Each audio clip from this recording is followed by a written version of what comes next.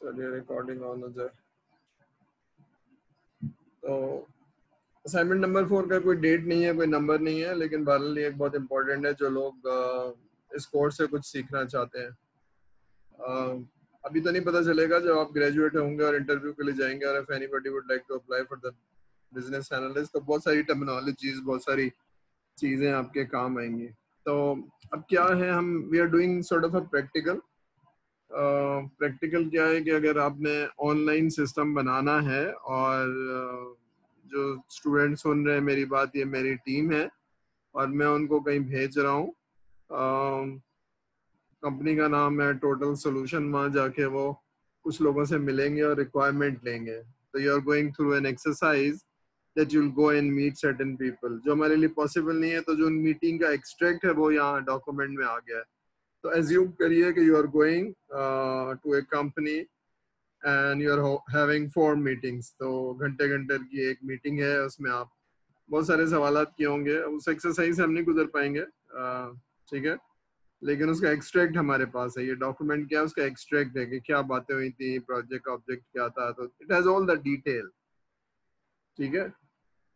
तो मैंने last lecture में फ्राइडे को कुछ लोग रह गए थे, तो मैंने कहा था इसको पढ़ लीजिएगा और बाकी लोगों को भी बता दिएगा। तो मेरा अजम्पशन है कि कम से कम 50% लोगों ने पढ़ लिया होगा, 50% लोगों के पास टाइम नहीं होगा। तो हम इसको थोड़ा सा देख लेते हैं, ज्यादा डिटेल में नहीं जा पाएंगे बिकॉज, ठीक है। तो ठीक है, तो हम इसको थोड़ी सी समरी पढ़ लेते हैं, उसके बाद फिर हम जाएंगे इसके सोल्यूशन की तरफ। तो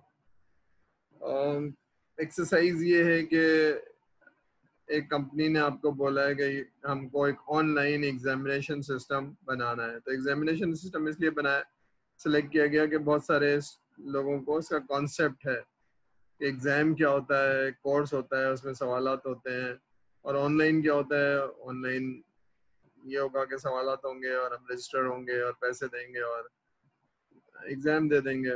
तो probably have fairly good idea what is online exam। तो लेकिन अब देखते हैं उसकी SRS कैसे बनाएंगे, उसमें क्या चीजें होंगी, ये हम लर्निंग कर रहे हैं, ठीक है। तो you are a business analyst और आपको 3-4 लोग दिए गए हैं, और आप एक कंपनी है जो टोटल सोल्यूशन उसके साथ जाके सिन बोर्ड का वो बना रही है। तो आप क्या करेंगे, आप जाके मिलेंगे लोगों से, मीटिंग करेंगे और रिक्वायरमेंट को एनालाइज करेंगे, और आप एक डॉक्यूमेंट बनाएंगे जिसमें रिक्वायरमेंट लिखी होगी। तो इसको हम समझेंगे, फिर हम देखेंगे कि क्या क्या है। तो एक्चुअली हम प्रैक्टिकल करने जा रहे हैं। तो इसमें हमारी 4 लोगों से मुलाकात हुई है, या 4 किस्म के लोगों से। एक CEO है, एक IT मैनेजर है, कोऑर्डिनेटर है, और कुछ एवेलुएटर से मुलाकात हुई है, ठीक है। तो 1 2 3 4, तो उनकी समरी यहाँ लिखी हुई है, ठीक है। तो एक मिनट, समरी थोड़ा सा पढ़ लीजिए और फिर हम उस पर बात करेंगे, ठीक है।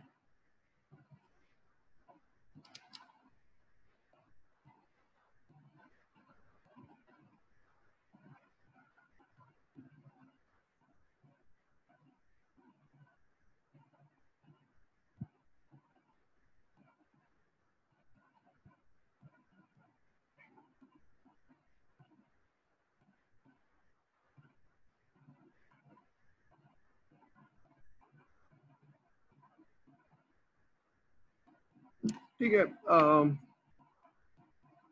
इस पे कुछ लिखा हुआ है वो भी मैं समझाऊंगा, और जो इस पे कुछ नहीं लिखा हुआ है मैं वो भी समझाऊंगा आपको, जो थ्योरी पार्ट से हमने डिस्कस किया था। इसमें हम गए, एज्यूम करिए हम गए CEO साहब के साथ, तो उन्होंने बताया थिंकिंग लाउडली कि मैं ये सोच रहा हूँ कि बनाऊं और एक लर्निंग की प्रोडक्ट बनाऊं। और अच्छा, यहाँ 2 टर्मिनोलॉजी लिखी हुई है, LMS। तो there are people who are very familiar with the LMS, anybody who is familiar with the CMS, किसी को मालूम है CMS क्या चीज होती है?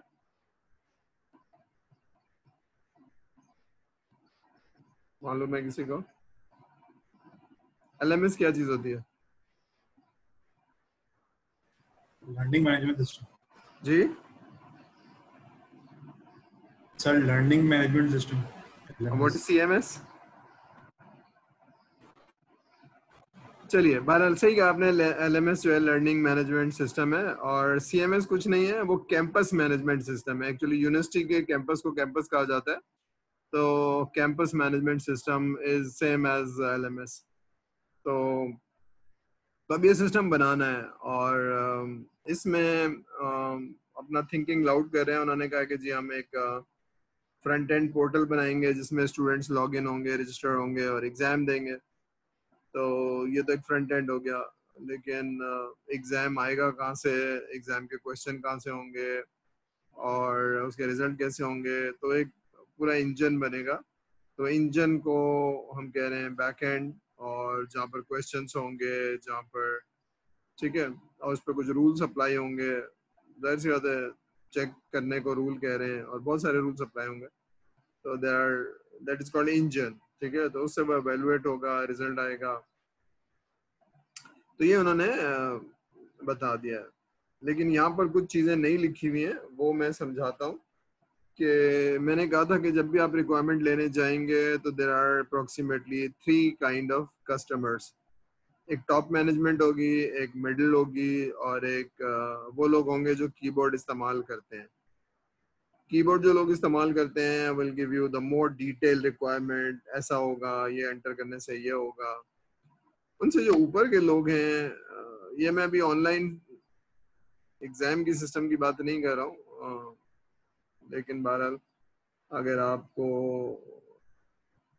याद हो ह्यूमन रिसोर्स मैनेजमेंट सिस्टम, तो जो ह्यूमन रिसोर्स मैनेजमेंट सिस्टम का स्टाफ है वो बिल्कुल नीचे वाला जो कीबोर्ड एंटर करता होगा, रिपोर्टें निकालता होगा, डेटा एंटर करता होगा, ये वो लोग हैं, वो बहुत अच्छी रिक्वायरमेंट देंगे। लेकिन उनका जो बॉस होगा वो आपको कंट्रोल्स बताएगा कि क्या होना चाहिए और क्या नहीं होना चाहिए, ये तो नहीं होना चाहिए, ये होना चाहिए, नॉट एग्जैक्टली द स्क्रीन्स। लेकिन जो हेड ऑफ द ऑर्गेनाइजेशन होगा ना, वो आपको बताएगा कि भाई मैंने आपको क्यों बुलाया है और क्या करना है, बिजनेस का प्रॉब्लम बताएगा। तो यहाँ पर भी वो बहुत समराइज तरीके से बता रहे हैं, डिटेल नहीं दे रहे हैं। तो सीईओ जो है ना, जो आपको नोट करने वाली बात है, CEO probably will not give you the detail, लेकिन जो इम्पोर्टेंट बातें हैं वो आपको बता देगा कि भाई हम।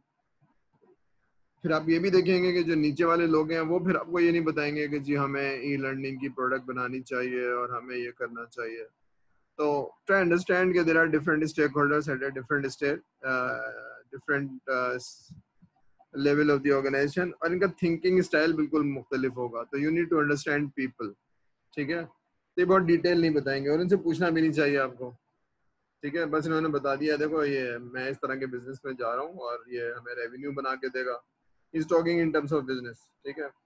आखिर में एक चीज बताइए इन्होंने कि देखो बात ये है कि ये सिस्टम जो है ना हर एक को नहीं मिलेगा। The only technical issue seems to be the that A के जो बैक एंड है वो बात करेगा फ्रंट एंड से थ्रू एन एपीआई।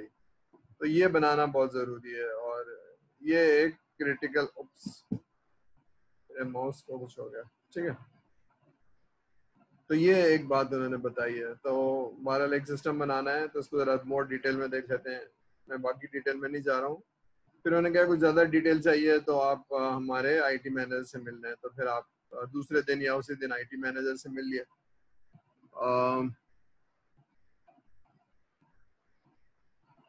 उन्होंने पहला जुमला ये किया कि ऑनलाइन सिस्टम जितना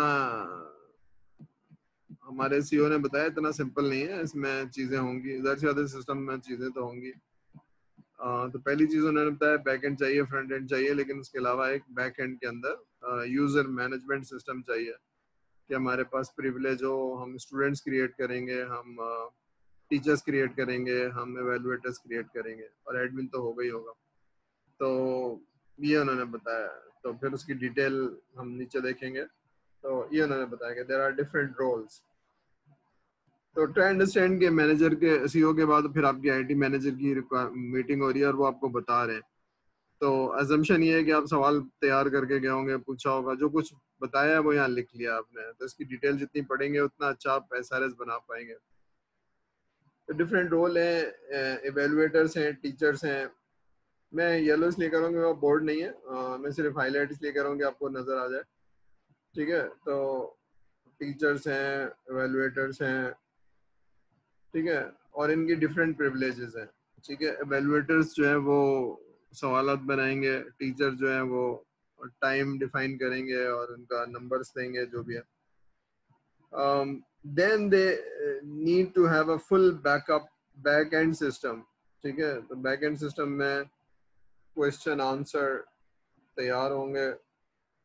ठीक है, जो implementation of the examination rule है वो होंगे। ठीक है, ये सब यहाँ पर होगा। तो फ्रंट एंड नीड है पोर्टल जिसमें स्टूडेंट रजिस्टर हो जाएगा। ठीक है, पेमेंट करेगा। और पेमेंट कैसे करेगा, या तो क्रेडिट कार्ड के थ्रू करेगा या इसका करेगा। जब वो हो जाएगा तो उसको सीरियल नंबर मिलेगा और जो भी एग्जाम वो देना चाहता है वो अपीयर हो जाएगा। ठीक है, जो भी पर्टिकुलर एग्जाम है, डेट, पर्टिकुलर एग्जाम जो भी वो देना चाहता है वो उस डेट पे अटेम्प्ट कर पाएगा। ठीक है, तो ये फ्रंट एंड हो गया।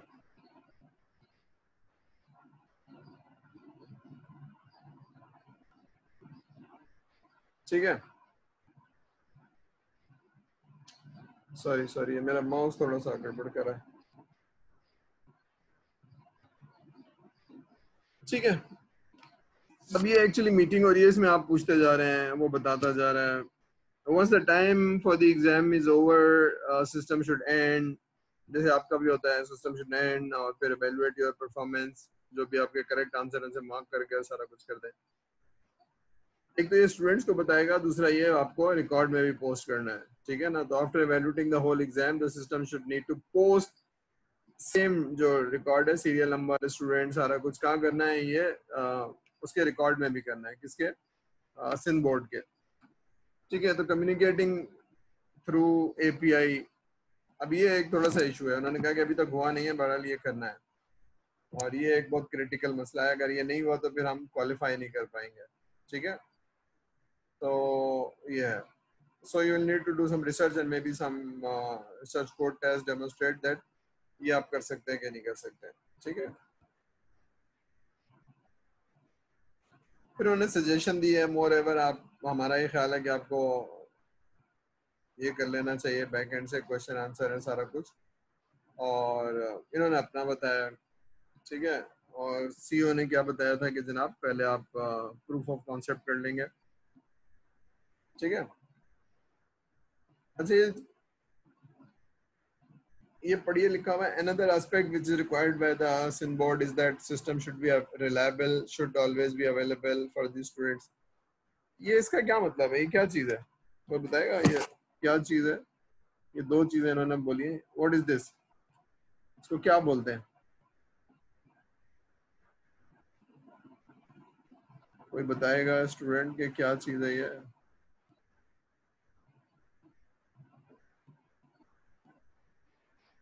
आवाज आ रही है, नहीं आ रही है आप लोगों को? कैसा आ रही है? हाँ, तो जरा बताइए क्या चीज है, गलत बताने से डरे नहीं आप, जरा बताएंगे तो सही होगी तो शाबाशी मिल जाएगी। क्या चीज है ये नॉन फंक्शनल रिक्वायरमेंट है। नॉन फंक्शनल रिक्वायरमेंट क्या होती है और फंक्शनल रिक्वायरमेंट क्या होती है? क्या होती है भाई?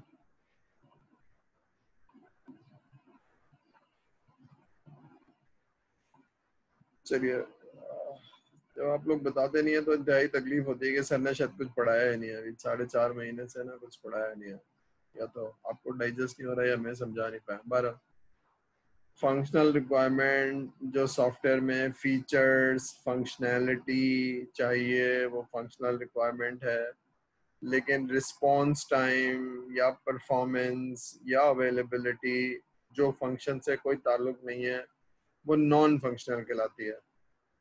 ठीक है, तो वो बता रहा है कि भाई रिलायबल सिस्टम चाहिए, क्योंकि ज़ाहिर सी बात है ऑनलाइन पे एग्जाम हो रहा होगा, कोई किसी वक्त डाउन नहीं होना चाहिए, कोई एरर नहीं आना चाहिए। तो कनेक्टिविटी और ये सब और अवेलेबिलिटी, सिस्टम आपका डाउन नहीं होना चाहिए, तो हॉट साइट हो, कोल्ड साइट हो, बैकअप हो, कुछ इस तरह से हो, ये उसने बता दिया है। ठीक है, तो ये आपको फंक्शनल रिक्वायरमेंट में, नॉन फंक्शनल रिक्वायरमेंट में ये सब लिखना होगा, ये सारी चीज़ें तो मैंने अभी इतना मेंशन नहीं किया, लेकिन बहरहाल ये इसने बता दिया। ठीक है, तो फंक्शनल एंड नॉन फंक्शनल तो अब समझ में आ जाना चाहिए कि व्हाट इज नॉन फंक्शनल। जो सिक्योरिटी की रिक्वायरमेंट होती है, परफॉर्मेंस की रिक्वायरमेंट होती है, जो ये सारी चीज़ें नॉन फंक्शनल है। अवेलेबिलिटी, ठीक है, तो ये सारी नॉन फंक्शनल रिक्वायरमेंट है। इसको बहुत डिटेल में पढ़ना पड़ेगा आपको, क्योंकि ये मीटिंग समझ लीजिए कि मीटिंग हुई है। फिर उन्होंने ये भी कहा कि आप जो फ्री अवेलेबल CMS हैं, कैंपस मैनेजमेंट सिस्टम, उसको भी देख लीजिए। तो मैंने moodle.org लिखा है। आई डोंट नो, ये जो आप LMS यूज करते हैं वो Moodle ही है। ठीक है, Moodle का वर्जन, क्योंकि Moodle ओपन सोर्स है, उसको आप यूज करते हैं। ठीक है, जो DHSUFA में यूज होता है, दैट इज Moodle। तो बनाया हुआ नहीं है किसी का। ठीक है, ये बताने के बाद उन्होंने कहा कि जी फिर आप कोऑर्डिनेटर से मिल लीजिए। तो आप कोऑर्डिनेटर से मिलते हैं और फिर वो बताता है कि I heard that you are from the development company. ठीक है, और ये तो फर्स्ट ऑफ ऑल आपको ये बनाना है यूज़र मैनेजमेंट। ठीक है, ताकि आप यूज़र क्रिएट कर पाएंगे। और उसमें आप देखिए, अब ये चीज़ें वो बता रहा है कि रोल का नाम होगा, इसको मैं थोड़ा सा डिफरेंट कलर से कर लेता हूँ। रोल का डिस्क्रिप्शन होगा। अब ये सब चीज़ें कहीं रिक्वायरमेंट के डॉक्यूमेंट में होंगी। ठीक है, then we have different privilege. अब ये प्रिविलेजेस हैं। ठीक है, अब यही आपको SRS में रिफ्लेक्ट होनी चाहिए। ठीक है, जो आप बनाएंगे उसमें रोल का नाम, ये सारी चीज़ें। फिर रोल कौन है, एडमिन है।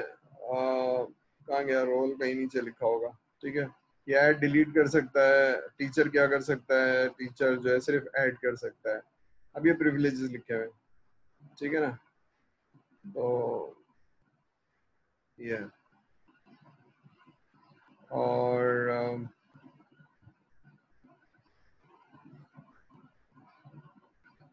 एग्जाम क्रिएट कर सकता है कौन, एवेलुएटर। और ये MCQs हो सकते हैं, और फिल इन द ब्लैंक्स हो सकते हैं, और शॉर्ट आंसर या लॉन्ग आंसर, ये टेक्स्ट वाले हो सकते हैं। अब ये सब डिटेल दे रहा है, मैं इतना रंग बिरंगा होता नहीं, मैं सिर्फ आपको दिखाने के लिए, क्योंकि I don't have the board, तो मैं ये दिखा रहा हूँ आपको कि भाई ये करना चाहिए, तो इसको जरा पढ़ लीजिएगा। Next user is teacher, most likely teacher क्या करेगा। देखिए टीचर क्या करेगा, एग्जामिनेशन रूल्स अप्लाई करेगा, डेट, वेन्यू, ठीक है, टाइम गुजर गया तो एक्सपायर हो गया, ये सारा कुछ करेगा। Teacher create rule like skipping. अब ये क्वेश्चन स्किप हो सकता है, नहीं हो सकता है, 30 सेकेंड, अब जो भी रूल्स हैं एग्जाम देते वक्त, ये वो टीचर जो है ना वो अप्लाई करेगा। ठीक है, और ठीक है, अभी है उसने भी बता दिया है स्टूडेंट कैन रजिस्टर। ठीक है, और पेमेंट ऑनलाइन, और फिर ये सारी चीजें आप देंगे, सीरियल नंबर, एग्जाम का नेम, सारा कुछ। ठीक है, अब ये फीस पे हो गई, एग्जाम हो गया। ठीक है, और बहुत सारी डिटेल है। क्वेश्चन रिपोजिटरी, जिस तरह आपका क्वेश्चन बैंक होता है, वहां से वो उठाएगा और एग्जाम डालेगा। अब ये डिटेल है जो मैं इसमें नहीं जा रहा हूँ, लेकिन बारह। ठीक है, अभी एवेलुएटर हैं, एवेलुएटर क्या करेंगे, ये क्वेश्चंस तैयार करेंगे, जो क्वेश्चंस की रिपोजिटरी है ये तैयार करेंगे। ठीक है, तो ये इन लोगों का काम है, तो क्वेश्चन बना के डालना और क्रिएट कर करके देना। अब ये वो वाले। ठीक है, ठीक है, अब ये करने के बाद अब आपने क्या करना है, अब आपने 3 लोगों से 4 लोगों से मुलाकात हो गई, अब आपने ऑफिस आके एसआरएस बनानी है या घर जाके ऑफिस बनानी ओ एसआरएस बनानी है। तो ठीक है, तो अगर आप बिजनेस एनालिस्ट हैं तो आपने एक एसआरएस बनानी है। तो एसआरएस में कुछ चीजें आपने लिखी होंगी, ठीक है। अब ये स्क्रीनशॉट क्या होता है, अब इसमें नहीं जा रहा हूँ, बहरहाल ये जितनी आप उसमें ये भी बताना है कि आपने जो आप डिलीवरी प्लान बना रहे हैं उसको भी बताना है। आपने डिलीवरी प्लान का मतलब है फर्स्ट आइटरेशन में क्या देंगे, सेकंड आइटरेशन में क्या देंगे, और आप इस तरह से लिख के देंगे। इसको मैं डिफरेंट कलर कर देता हूँ क्योंकि वहाँ आपको नजर आएगा, ये क्या नाम है, एसआरएस में नजर आएगा, ठीक है। तो ये मैंने आपको थोड़ा सा मीटिंग करा दी और रिक्वायरमेंट समझा दी, और अब इसको देखते हुए हम एक सोल्यूशन बनाते हैं या रिक्वायरमेंट एसआरएस बनाते हैं। यहाँ तक बात सही है। अब मैं I am going into the solution part, ठीक है। यहाँ तक तो बात क्लियर है, मैं बहुत डिटेल में नहीं जा रहा हूँ, ठीक है, आप चले जाएंगे और देख लेंगे। चलिए अब यहाँ आ गए वो मैंने मीटिंग्स कर ली। जो अगर आपने सॉफ्टवेयर इंजीनियरिंग में पढ़ा होगा कि जनाब आप रिक्वायरमेंट लेते हैं, फिर रिक्वायरमेंट का प्रोसेस जो है वो ये है कि जनाब आप मीटिंग करते हैं, फिर आप एनालिसिस करते हैं, समझते हैं उन चीज़ों को, मॉडलिंग करते हैं, फिर आप स्पेसिफिकेशन बनाते हैं। तो ये आप स्पेसिफिकेशन बना रहे हैं, ठीक है, ये स्पेसिफिकेशन बना रहे हैं आप।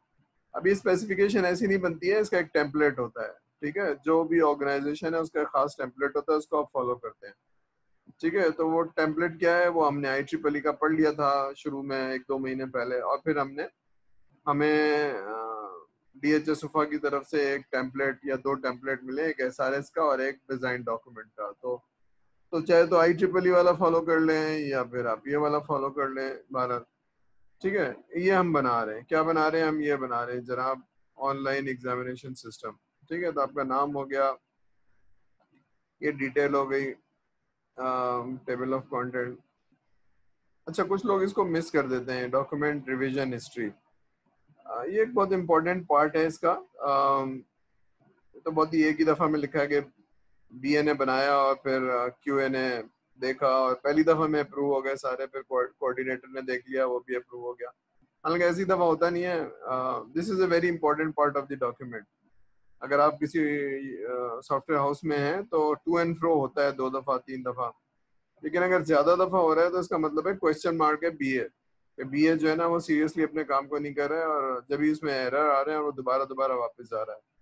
तो ये एक इम्पोर्टेंट पार्ट है लोगों को कंट्रोल करने का, और सारा कुछ है, ठीक है। तो ये सारा रिकॉर्ड होता है इसके अंदर कि क्या कब किया था तुमने, कितने इतने दिन क्यों लगाए।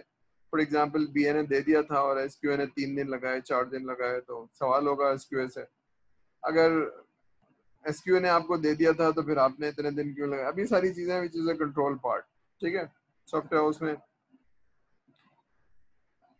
अब ये जरा पढ़िए, मैं यहाँ पर कुछ जो थ्योरी पढ़ाई थी ना, वो मैं थ्योरी शायद डाइजेस्ट नहीं हो रही है, यहाँ मैं समझाना चाहूंगा, इसको पढ़ लीजिए जरा, से क्या समझ में आ रहा है ये मैं पूछूंगा और मैं सिखाना क्योंकि जो हमने FIP बनाई है उसमें कुछ चीजें, कुछ की सही है, कुछ की सही नहीं है। जिनकी सही नहीं है जरा देख लीजिए कि क्या है, व्हाट इज द ऑब्जेक्टिव।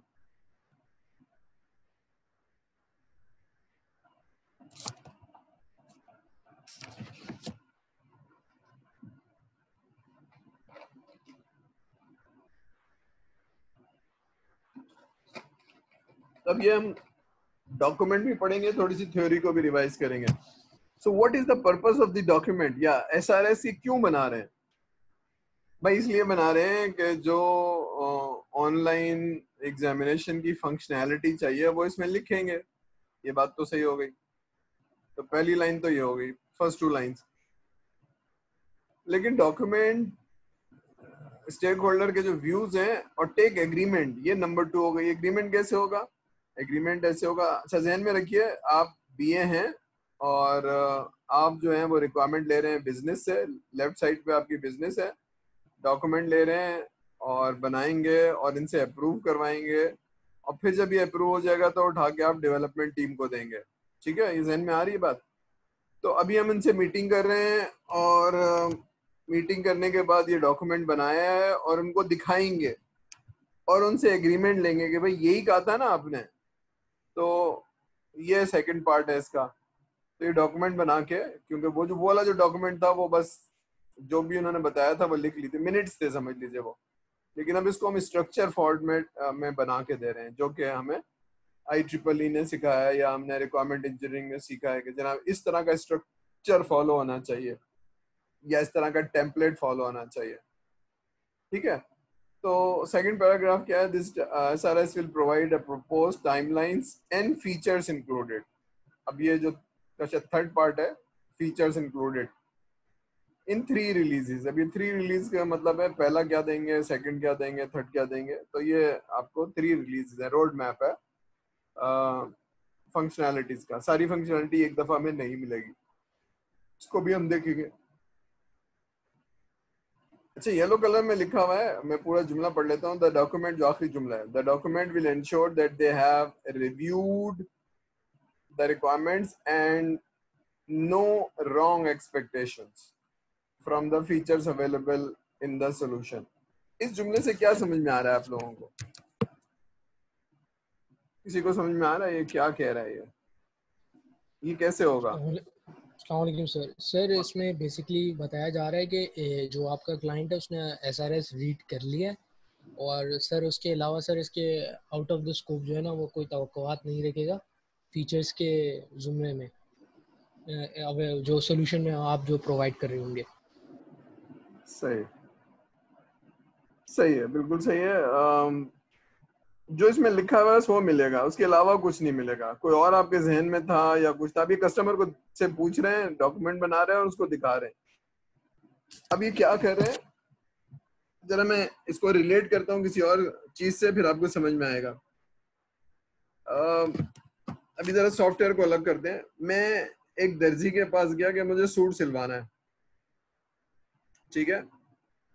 तो दर्जी को मैंने अपनी चॉइस बताई, the colour, the fabric, the design and everything, और अपना नाप दे दिया।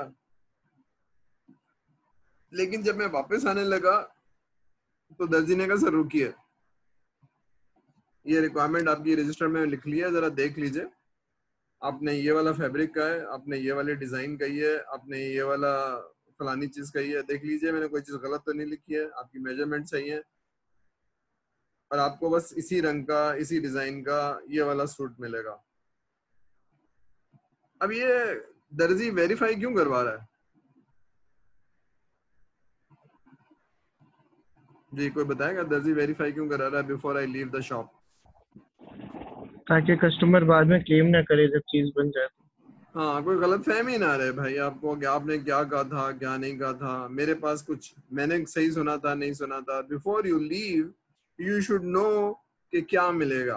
There should not be any wrong assumption, wrong expectations, no. ठीक है, तो सॉफ्टवेयर में भी ऐसे हो रहा है, क्योंकि सॉफ्टवेयर में थोड़ा सा मुश्किल पार्ट है। इतना आसान नहीं होता कि 15 मिनट में नाप ले लिया, सारी चीजें पूछ ली और आपको वो दिखा दिया। इसमें थोड़ा टाइम लगता है, 2-4 मीटिंग करेंगे आप, हफ्ता लगेगा, फिर डॉक्यूमेंट बनाएंगे। लेकिन आप उसको दिखा रहे हैं कि देखिए यही मिलेगा। तो मैं सिर्फ ये बता रहा हूँ कि देखिए जो SRS का टॉप लिखा हुआ है ना, इसका मतलब समझ में आ रहा है आपको कि हमारे मतलब हम लोगों ने कुछ लिखा हुआ है नहीं, आप लोगों ने FIP में कुछ लिखा है, लेकिन वो शायद सही नहीं लिखा हुआ है। वो प्रोजेक्ट के हवाले से लिखा हुआ है या अपनी प्रोडक्ट के हवाले से लिखा हुआ है, अपने बारे में कि हम ये करेंगे और हम ऐसा कर देंगे और हम आसमान से ताड़े तोड़ ले आएंगे। ऐसा ये नहीं लिखना है इसमें। इसमें पर्पस लिखना है, इस डॉक्यूमेंट का पर्पस क्या है अल्लाह के बंदे, ये लिखना है। ठीक है, तो समझिए इन चीजों को। क्लियर हो रही है बात? इस डॉक्यूमेंट का पर्पस क्या है? तो 3 पर्पस है। पहला पर्पस के जो कुछ कस्टमर का है वो हम लिख लेंगे। दूसरा पर्पस ये लिखने के बाद कस्टमर को दिखाएंगे, अगर वो चेंज करेगा तो हम कर लेंगे। तीसरी चीज ये कि अब साइन ऑफ हो गया कि भाई यही चीजें आपको मिलेंगी, ये फीचर्स मिलेंगे, कोई गलत फहमी ना रहे आपको। ठीक है, अब नीचे जाते हैं। Intended audience. अब ये SRS कौन पढ़ेगा, किसके लिए मैं लिख रहा हूँ? तो पहले तो जिन लोगों से मुलाकात हुई है उनसे मैंने अभी वो जो आपने देखा है मिनट्स, तो मिनट्स की फॉर्म में नहीं लिखे जाएंगे, दिए जाएंगे। उनको कैसे फॉर्म में दिए जाएंगे? एक स्ट्रक्चर्ड फॉर्मेट में दिया जाएगा, जो ये SRS है। और ये हमने उनसे मुलाकात से पहले दे दिया था कि भाई रिक्वायरमेंट जो हमसे लेंगे वो आप इस तरह से बना के देंगे। आपको समझ में आ रहा है? वो कहते हैं हाँ समझ में आ रहा है, तो फिर इसलिए हम इस फॉर्मेट को फॉलो करें। तो पहली चीज टोटल सोल्यूशन वाली टीम जो जिसने भी रिक्वायरमेंट दी उनको दिखाएंगे। फिर हम एवेल्युएटर से टीचर से मिले थे, उन्होंने भी कुछ रिक्वायरमेंट दी थी, उनको भी दिखाएंगे कि देखिए आपने यही बताया था, उन्होंने बताया था ना एमसीक्यूज और ये फलाना जो कुछ उन्होंने बताया था वो उनको दिखाएंगे। ये तो हमारे क्या हो गए, कस्टमर हो गए। लेकिन ये बनाने के बाद वेरीफाई कराने के बाद किसको देंगे हम? डेवलपमेंट टीम को। तो थर्ड ऑडियंस या थर्ड टाइप की जो ऑडियंस है वो कौन है? Development team. तो ये क्लियर हो रही है कि डॉक्यूमेंट बना के कौन कौन पढ़ेगा इसको? क्लियर हो रही है बात भाई? क्लियर हो रही है? यस सर, ठीक। यस सर, बिल्कुल sir. Sorry sorry sorry sorry, कहाँ चला गया मैं?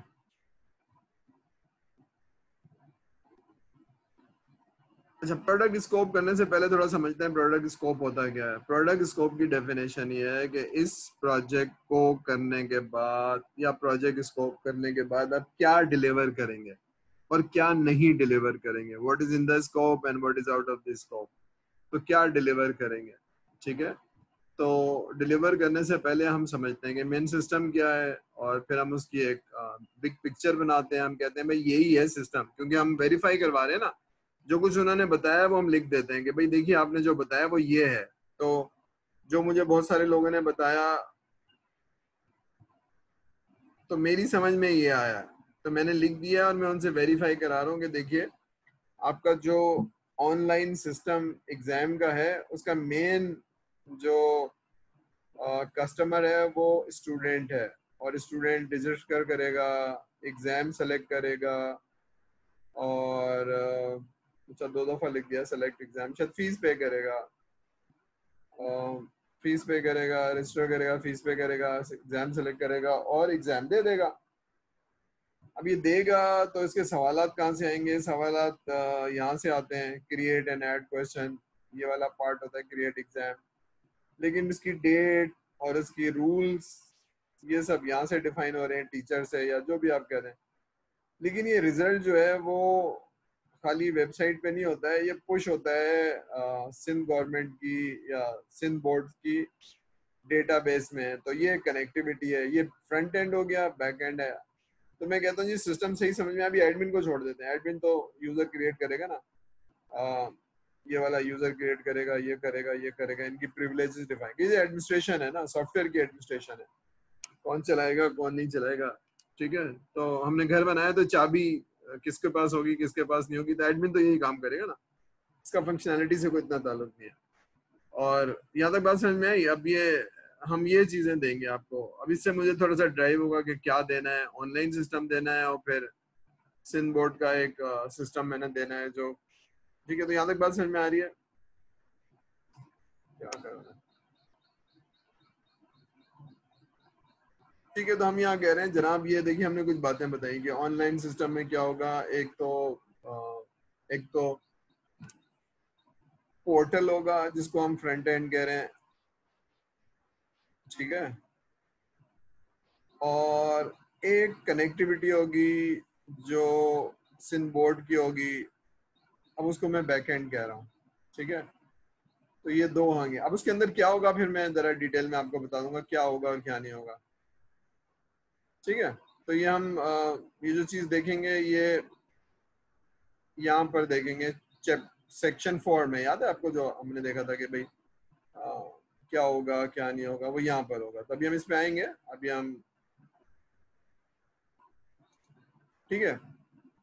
अब ये जरा प्रोडक्ट पर्सपेक्टिव पढ़ते हैं क्या है, ठीक है। अब ये पर्सपेक्टिव ये है कि जो उनका ऑनलाइन सिस्टम नहीं था और वो बनाना, ये ऑब्जेक्टिव है समझ लीजिए कि भाई ये बनाना चाहते हैं और ये करना चाहते हैं और इसमें ये सब करना चाहते हैं। उसके बाद ऑब्जेक्टिव हो गया, उसके बाद प्रोडक्ट के फंक्शन हो गए। हमारी समझ में ये आ रहा है कि जनाब आपको एक ऑनलाइन सिस्टम चाहिए, पोर्टल चाहिए जिसमें आप प्रॉस्पेक्ट स्टूडेंट्स को रजिस्टर करेंगे और वो एग्जाम देंगे। लेकिन उसका एक पूरा बैक एंड होगा जो सारी फंक्शनैलिटी क्वेश्चंस और सारा कुछ होगा, ठीक है।